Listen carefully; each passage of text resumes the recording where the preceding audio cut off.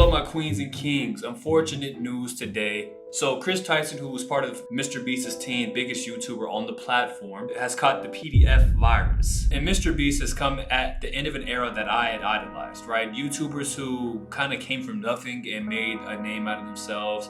The content creators that you see now that are getting the limelight, what you would idolize about these guys. A lot of these guys, we know that are characters.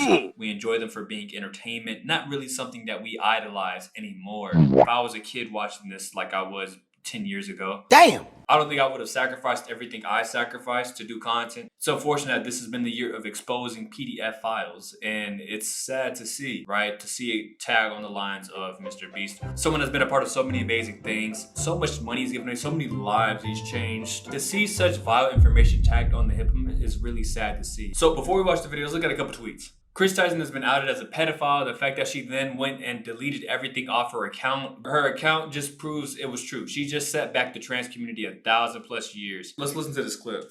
Chris Tyson talking one-on-one with him, and at this point, he would have been 16. Okay. And here we go. So they're talking on Discord. I truly believe Discord is like the breeding grounds for these type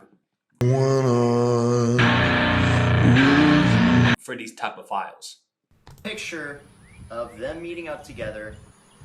Right. Chris Tyson, #1 baby. Censor his face, and as you can see right there, they're.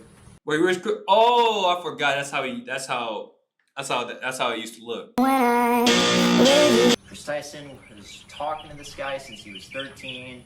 13 is insane. The moment he was able to drive, he takes a camper van out in the middle of the woods, which, by the way, very secluded area. Let me talk about that. He took a camper to the middle of the woods?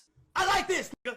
I like this. I just want to be the nigga watching back. It's like, well, what are we going to the woods for? I don't even want to do anything intimate or platonic in the woods. Former Mr. Beast employee Jake the Viking speaks out about the current Chris Tyson situation. He straight up says Jimmy knew. Jake the Viking is known as like one of the most disgruntled employees that has worked for Mr. Beast. I'm gonna just ignore it if he's doing this for clout or not. While we're at it, Chris should tell everyone how old the girl was he was snapping that sent him his first ever pair of Gucci shoes. He's claiming that he was on Snapchat with this underage girl, and this girl sent him a pair of luxury, I call it hood luxury shoes. This is another employee by Mr. Beast. Him showing Mr. Beast logo and playing Kendrick's song is crazy. I feel really bad for Mr. Beast, man, because he has nothing to do with this. Just been driving by looking to see, you know, is there an FBI raid going on? What's happening? My name's Dawson. I worked at Mr. Beast from February to May of this year, 2024. Chris is the tip of the iceberg. And when Jake the Viking says Mr. Beast knew, yeah, Mr. Beast knew. I heard many times that Ava, Chris Tyson, is a major liability, but they can't get rid of her because she's already threatened legal action and she knows too much.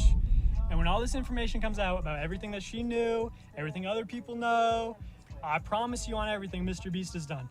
So his perspective is that they know that Chris is a liability, but they can't get rid of him because they will sue legal action and that he knows too much. So they have to live and die with Chris. It's really crazy to hear just like employees that just worked for or that work for him and just going to come out with all this information. That's one thing that's like the red flag and all this, because this person just got let go. And it's like, okay, if it's the tip of the iceberg and you worked for 5 days, 5 months, how do you know all this much, right? So multiple employees have called out and said that there's some other things that are lurking beneath the shadows in Mr. Beast's camp. Now, none of them is concrete. There is, however, proof attached to Chris talking to this 13-year-old who has been a part of multiple Mr. Beast videos. As I have uncovered within the past few hours, some really damning information regarding Chris Tyson and a then 13-year-old that Chris was allegedly talking to years ago. Now, you guys might recall, if you watched all of yesterday's video, that at the end of the video, we went over a pinned comment from a user who actually happens to be the same guy who has been covering this on his channel and who's brought today's information to light. I was tagged and I came. Yes, it's true. Chris Tyson is a creep. I started investigating him a little over a year ago and tried to get people to cover this. Nobody covered this, so I had EDP445 tried to break a tip. You try to catch a PDF by using another PDF. I mean, there's proof in the pudding. I mean, a PDF caught that PDF. Can argue with results, I guess. According to Prism here, is Chris Tyson started a friendship with somebody who was 13 years old at the time when they were 20 years old. I don't get why it's so paramount to try to build friendships around your supporters. I don't get that. I don't know why it's like you got to take it outside of you consuming my video and us having this parasocial relationship. And it's never good. I don't think there's ever good to try to be super close with kids. Apparently, Lava had Chris added on Snapchat. Like, I know some of you guys in the audience are thinking to yourselves, well, yeah, it looks like Chris is kind of cooked. But yeah, I got a weird snap from Chris. And then as you guys can see right here, this kid got a snap from Chris saying, "Coming for America." Yeah, bro. I don't know if I want to see anymore. I think I'm done here. All of it is pretty redundant to look back on because Chris admitted it.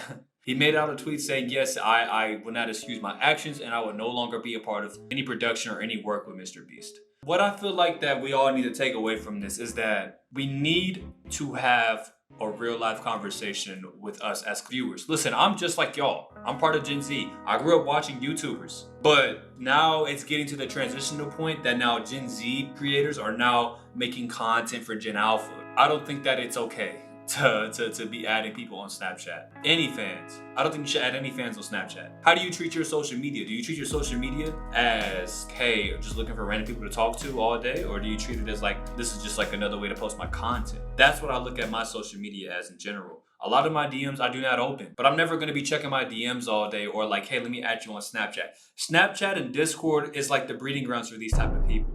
I'm gonna be honest. We gotta start establishing boundaries and start looking into the signs as like a viewers because we're the ones that they're targeting.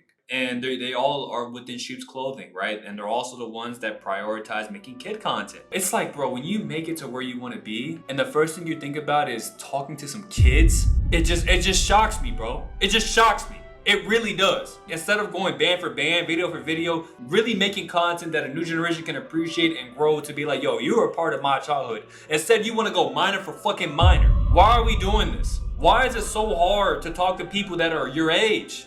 Shout out to you.